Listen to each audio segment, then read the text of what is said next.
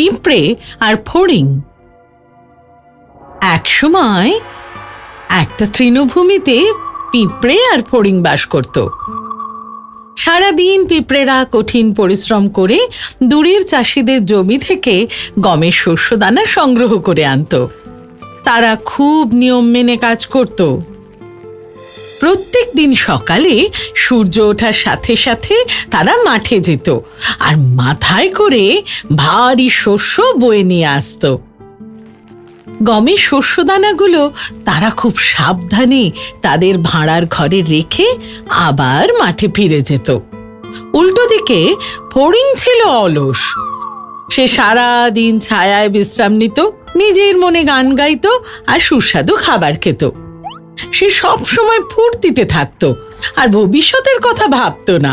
সে সব সময় সারাদিন পরিশ্রম করা বেচারা পিঁপড়েদের কথা ভেবে কষ্ট পেত। এভাবে দিন কাটতে থাকলো আর ফড়িং ঘাসের মধ্যে অলসভাবে আরাম করে খেয়ে দিয়ে বিশ্রাম করতে থাকলো আর মনের খুশিতে গান গাইতে থাকলো, কারণ ওর কোনো কষ্টই ছিল না। কিন্তু উল্টো দিকে পিঁপড়েরা অনেক পরিশ্রম করে শস্যদানাগুলো তাদের বাসায় বয়ে নিয়ে আসতো। একদিন যখন পিঁপড়েরা শস্যদানা বইছিল, একটা পিঁপড়ে শস্যদানার ভার বইতে না পেরে পড়ে গেল। সে ক্লান্ত ছিল আর চোটও পেয়েছিল, কিন্তু ফড়িং সে পিঁপড়েকে সাহায্য না করে তার দিকে তাকিয়ে হাসলো। তখন পিঁপড়েটা বলল, শ্রীমান ফড়িং, তুমি দয়া করে এই শস্যদানাটা আমার বাসায় দিয়ে আসতে পারবে? তাহলে আমার সত্যিই খুব উপকার হবে। কিন্তু ফড়িং তার কথা না শুনে নিজের মনে গান গাইতে থাকলো। অনেক কসরত করে পিঁপড়েটা সেই শস্যদানাটা নিজেই তুলল। তোমরা এত কাজ কেন করছো পিঁপড়েরা? ফড়িংটা বলল, এসো বিশ্রাম করো, আমার গান শোনো। গ্রীষ্মকালের দিন, চারদিকে ঝলমলে রোদ্দুর, কাজ করে বেকার এত সময় নষ্ট করে কি লাভ? পিঁপড়ে ওর কথা না শুনে মাথা নিচু করে আরো তাড়াতাড়ি মাঠের দিকে যাওয়ার চেষ্টা করলো। এটা দেখে ফড়িং আরো জোরে হেসে উঠল। আরে বোকা পিঁপড়েরা! সে তাকে চিৎকার করে বলল, আরে এসো আমার সাথে নাচো, মজা করো। এত কাজ বাজ করে কি লাভ? আমি শীতের জন্য খাবার সঞ্চয় করছি, পিঁপড়ে বলল, আর আমি তোমাকেও সেটা করতে বলছি। শীতের জন্য ভেবে কি লাভ? ফড়িংটা বলল, আরে এখন তো খাবার অনেক আছে, আর শীতকালের খাবার জোগাড় করার জন্য অনেক সময় আছে। কিন্তু পিঁপড়ে জানতো তার কি করা উচিত, তাই সে আবার নিজের কাজ করতে চলে গেল। আর ফড়িং তৃণভূমিতে লাফিয়ে লাফিয়ে মনের খুশিতে গাইতে আর নাচতে থাকলো। এটা আগামী অনেক দিন চলল। শীতের জন্য প্রস্তুত হওয়ার পরিবর্তে ফড়িং নিজের অবসর সময় নাচতে, গাইতে আর খেলতে পছন্দ করত। সে বুঝতে পারেনি যে এই সুন্দর গ্রীষ্মকাল সারা জীবন থাকবে না, আর কিছুদিনের মধ্যেই বর্ষা আর শীতকাল আসবে। গ্রীষ্মকাল পেরিয়ে শরৎকাল এলো, আর শরৎকাল পেরিয়ে শীতকাল এলো। সূর্য প্রায় দেখাই যেত না, আর দিন ছোট হতে থাকলো, আর রাত অনেক বড় হতে শুরু করলো। ভয়ঙ্কর ঠান্ডা পড়লো আর তুষারপাত শুরু হলো। ফড়িংটা ঠান্ডা হাওয়ায় কাঁপতে থাকলো। সে শুকনো পাতা দিয়ে নিজেকে ঢাকা দেওয়ার চেষ্টা করলো, কিন্তু তীব্র হাওয়ায় সেগুলো উড়ে চলে গেল। তার খিদে পেলেও সে কোনো খাবার খুঁজে পেল না। সে বুঝতে পারল সে কিছু না খেলে খুব তাড়াতাড়ি মরে যাবে।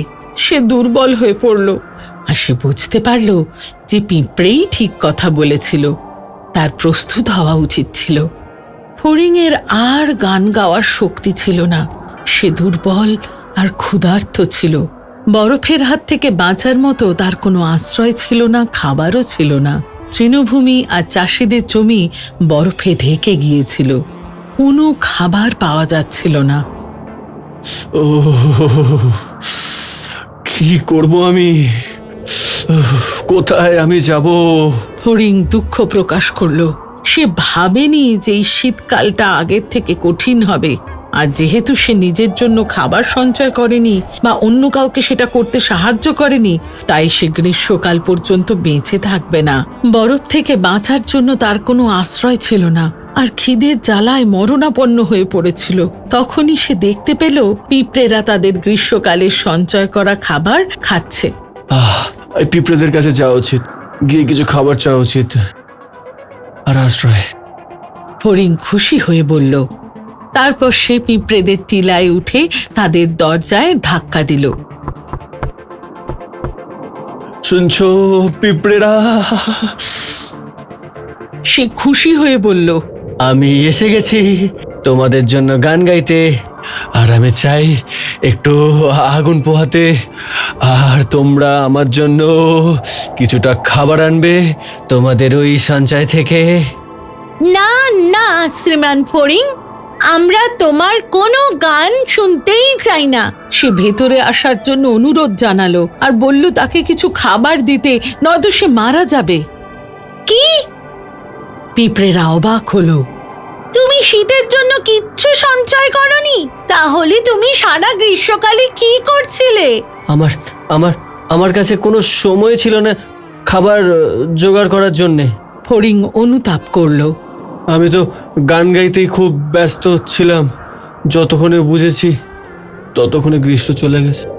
পিঁপড়েরা বিরক্ত হয়ে মাথা ঝাঁকালো আর ফড়িংয়ের কথা না শুনে নিজেদের কাজে ফিরে গেল। যে পিঁপড়েটা একদিন ফড়িংয়ের কাছে সাহায্য চেয়েছিল, সে তার দিকে তাকিয়ে বলল, সারা গ্রীষ্মকালে আমি কঠোর পরিশ্রম করেছি, আর তুমি আমাকে নিয়ে মজা করেছো, গান গেয়েছো, নেচেছো। তখন তোমার শীতকাল নিয়ে ভাবা উচিত ছিল। এখানে তোমার জন্য কোনো খাবার নেই। এই বলে পিঁপড়েটা ফড়িংয়ের মুখের উপর দরজা বন্ধ করে দিল। ফলে ফড়িংয়ের কাছে কাঁদা ছাড়া আর কোনো উপায় থাকলো না।